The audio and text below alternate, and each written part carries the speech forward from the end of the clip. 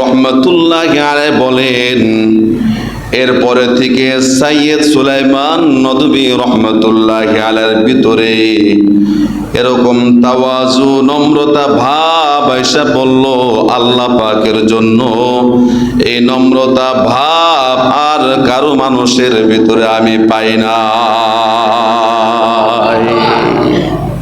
এত বড় একজন আলেম হয়েও খানকায় যারা আগমন করতেন তাদের জুতা ঠিক করতেন, তাদের জুতা ঠিক করতেন।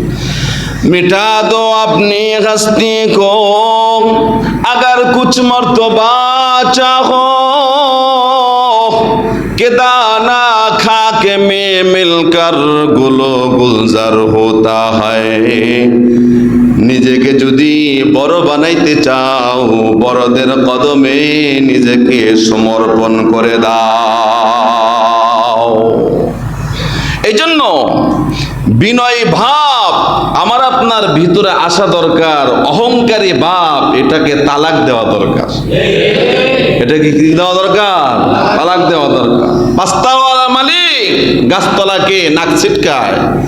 ও যে একটা মানুষ, মানুষ মনে করে না, নাথিং মনে করে। এটা বাঙ্গাল, এটা রোহিঙ্গা, এটা রোহিঙ্গা। মানুষ মানুষ মনে করে না।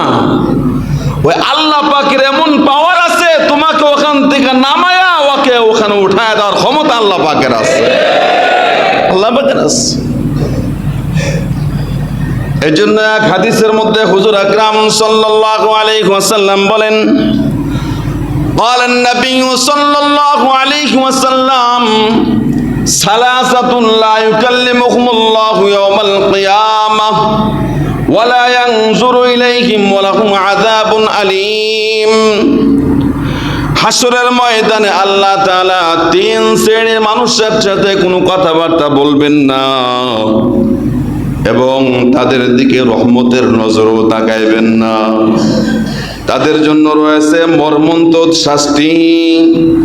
এক নাম্বার শাইখুন জানিন, বৃদ্ধ ব্যভিচার। দুই নাম্বার ওয়া মালিকুন জাইরুন, অহংকারী বাদশাহ।